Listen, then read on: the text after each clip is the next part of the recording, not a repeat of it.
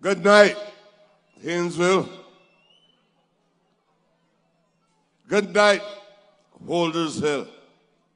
And good night to all you who are present within earshot of my voice.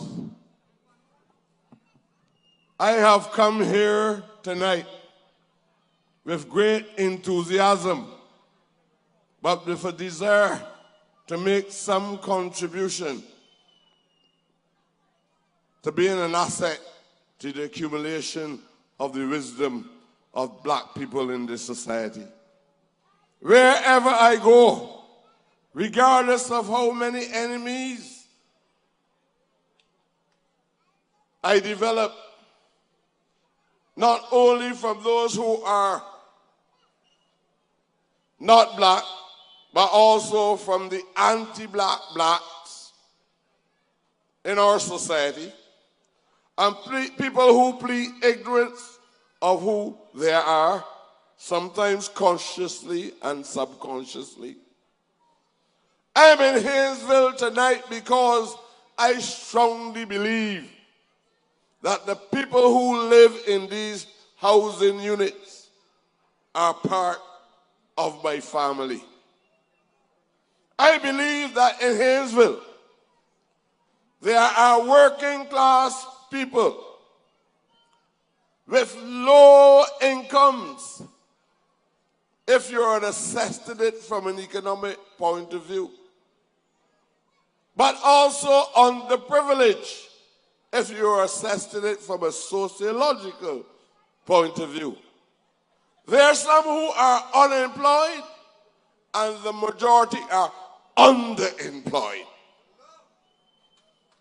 And I hope you will sit back and understand that this civilization in which we continue to describe as development, in an economy that we say is developing at a rapid rate 1 year, and then a few years after it is declining back to a level of not so developed. When I came here on this same spot close to Bailey's shop a few years ago, I thought I had to take a position. At the time when black people in this country were not conscious of what was still happening in the black world, mainly South Africa. People believed that black people were free all over the world. And there was Nelson Mandela in prison. There was Winnie Mandela in the struggles in South Africa for the liberation of their own people. And nobody knew anything about that. Black people on the black continent of Africa was fighting for their own freedom. And people in the Caribbean, and in particular Barbados, were totally ignorant of the struggles of black people all over the world. This has nothing to do with racism. Racism is when one race believes that it is superior to another race.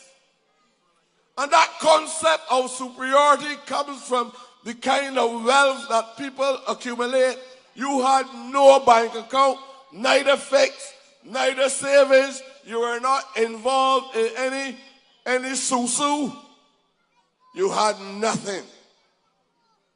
And a man came here to you called Stevenson. And I felt proud. Not so much about who won, but that obviously also gave me a sense of pride. But I felt proud to see that the people of Haynesville did not support a cricketer based on his own selfish desire, who was willing to upset the classification and the status of an honorary black in a black country. A black man was willing to go to South Africa and entertain the non-black people, while honorary whites, thanks very much, Brother Baba, was prepared to go to South Africa, in the Transvaal, in Natal, in Johannesburg, and played on playing fees in South Africa in order to get a few dollars. Although his brothers in black Africa, South Africa, the only way they could have gotten a little social acceptance is if they respect the fact that they were honorary whites. And the people of Haynesville made a fundamental decision, conscious of the fact that a man with such character was not suitable to come in a working class black neighborhood and represent their interests. And we said, get away, Mr. Sis. What do you name is? Stevenson. Go to hell. That was a decision made by you. And up to today, I want to tell you, the Pan-Africanist family across the world, remember that the people of Haynesville, ordinary people, who some people believe are not worthy of even recognizing that they exist. For many of you are perceived by people who believe that they are significant in this country as nobodies, as insignificant individuals. And you must face these realities. Anytime anybody comes to this constituency and tell you that they love you, I want to ask you, the people who live in this great form of affluence, have they ever invited you to their homes, in their swimming pool, in their Walt Disney looking like house, their mansion? They will meet you any place else, but not in that house. You were conscious enough to know that a man who supported apartheid was not suitable to give him your support. But now you got a representative accumulating wealth upon wealth upon wealth upon wealth, and the people down here suffering.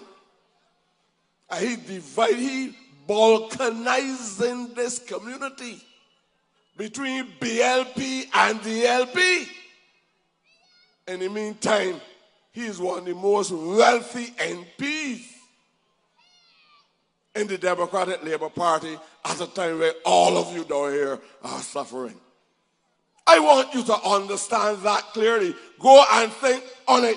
Wear your yellow shirts if you want to, but think. Wear your red shirts if you want to, but think. This is about human beings and their lives.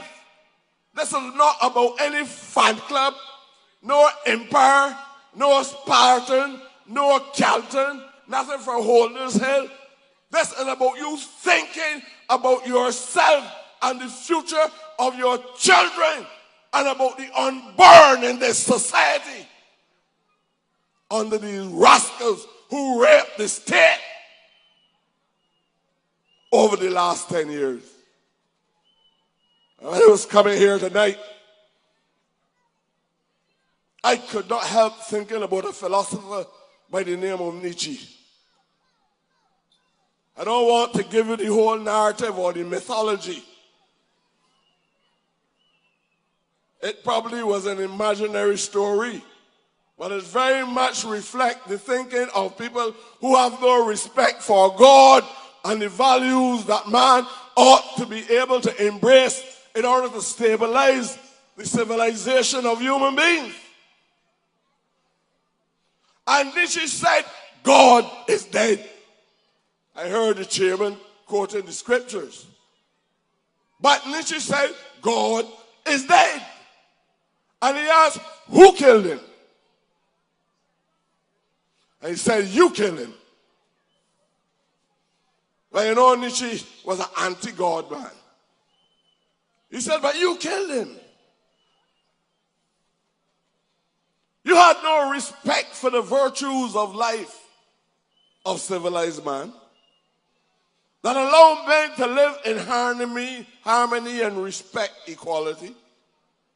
That was not part of you. And that God had no control over what you want to do. It was you to assert the will that was given to you in order to develop the kind of civilization in which you live. Although Nietzsche was a wicked, demonic species,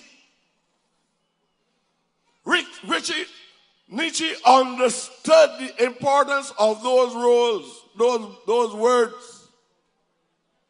But he was speaking also about man, and that the will of man is more important than any tenets or principles expressed by any either non-existent or existent divine force. And I come to you tonight to make you understand and to make you open your eyes to see what you ought to be seeing and to be able to go past your nose and to use your brain. You watch a government right before your eyes, involved in all forms of human deviance, crooked individuals, oppressive individuals, suppressing all the institutions of life, especially here in Barbados. Mash up the Queen Elizabeth Hospital, all the polyclinics, mash up the University of the West Indies, mash up the Ministry of Housing and Lands, mash up the Transport Board. Are you blind? Are you telling people I am a DLP? And your sister ain't working? Your brother ain't working? You can't feed yourself? You can't pay utility bills? You can't pay water bill? You can't pay the rent at the same NAC? And these fat calves walking about, eating and drinking caviar, long neck brandies. You got to beg for one when they come through. They got bars in their own little house that got more drinks in it than Bailey shop. And you was a dead and broke. Are you supporting a man that's a millionaire, a multi-millionaire, that down here bluffing you, making you believe that he is different to all the rest? What different to all the rest? He is the same gangster as any politician that is doing wickedness in high places. All that is doing wickedness in high places and abusing and fooling black people in this country. Look, these people want Ronald Jones. I know we come here to talk about manifesto, but I want to skin the cat too. We can talk about manifesto, and we can tell you why we should have the legitimacy to rule in this country. And I hope I have enough time to explain that to you. Because a man must be standing on a good moral footing to give you a promise and honor it. Not a man tell you that we are building an economy. We are not building an economy, building a society. How do you build a society and disrupting all the institutions? Fooling human beings, divisive programs, and making you believe that you love them. They're walking about cursing me, telling me that I don't like white people and Indian people. I don't dislike no human being. I hate people who want to abuse and oppress and exploit people, white or black or Indian. It is not to happen to this black race in this country while I'm alive. That is what I'm talking to you tonight about. A Minister of Education telling you that he will crack heads. That's what you have. You have a government that ignoring all the principles of the separation of power in this country. I was reading St.James yesterday. And St.James was saying to Nkrumah in Ghana, your biggest mistake is when you fire the Supreme Court judge. You have destroyed the very institution that is the embodiment of fairness and justice in the society. And that is why Nkrumah was on the run from there on. You know what I want to tell you? Before you get down to any manifesting, housing and transport board and all of that, and small islands off Barbados that you say can't happen. You see the Deepwater Harbor happen all back in the 1950s. But you can't believe that somebody could build an island. Will you take that to do when they build the Deepwater Harbor? Huh? That's how I'm talking to you.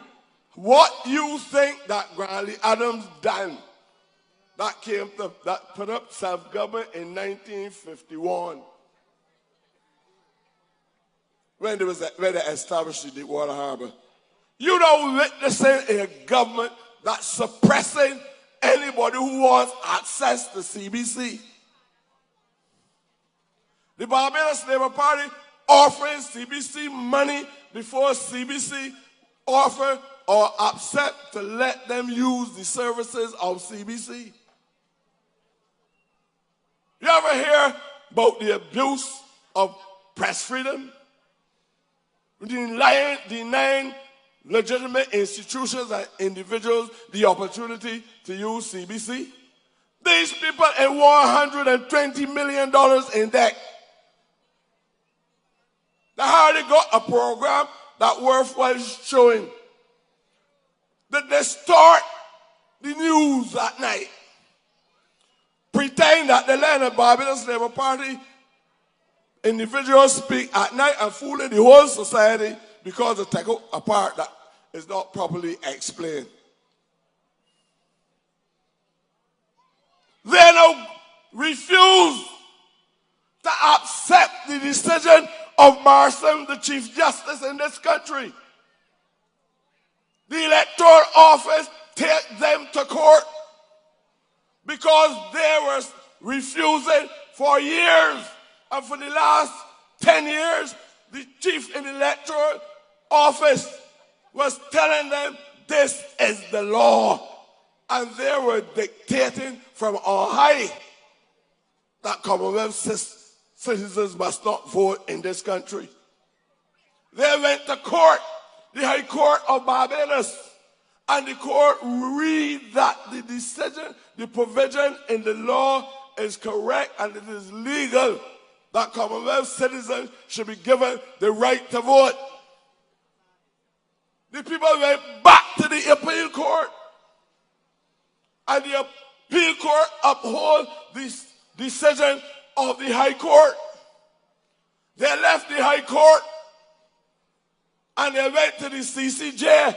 This is not about legal victory. This is about observing when a government is involved in oppression. A government is refusing to accept the ruling of the local judiciary. It had to go down to the CCJ in Trinidad and Tobago for them to tell them, start to register from Monday morning or face the consequences of the court. You are talking about oppression. You saw it in Nazi Germany. You saw it in Jamaica. You've seen it through the region. And you don't understand that this victory is a necessity. You don't understand from the short and that man called Sigler. The intention, even after abusing the constitutional provisions of remaining in office for 5 years or more, they add on 3 more months. And prorogue house every since. And even when the house was prorogued, and there's no parliamentary procedure, so there's no democratic parliamentary democracy going on, they refuse to accept the judiciary decision. You are on your way to seeing the evolution of a totalitarian government. Your freedoms are limited. I am asking you to see beyond this, because if you want to restore this country to democratic rule, the victory of the Barbados Labour Party is an imperative. It is a must. I am asking all of you in Haynesville tonight, when you go to the polls on the 24th of, what it says, May,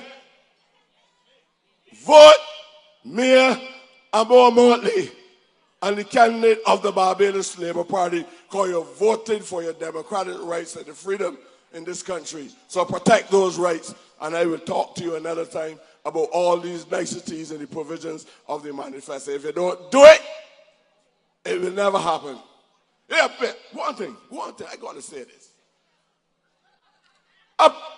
A leader in a party explain to you how important the pensioners of this country is to the development of Barbados. A minister of finance tells you that $225 a week is too much for the pensioners. Whether a human is a human being, non-contributory or contributory. And he said, she got to be mad to get old people, pensioners, $225 a week. And then put the burden of the NSRL on the people. I don't know what a woman could get for $225 and go look for medicine, light bill, water bill, everything. You can't pay on the phone, can't buy Vicks, can't buy matches.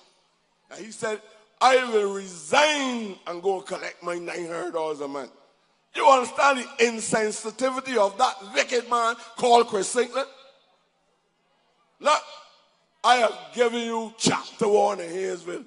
I want to beg Sandra, I want to beg the party, I want to come back down here. I have to prosecute these wicked people in the Democratic Labour Party. I beg you again, give your support to Sandra husbands in this constituency.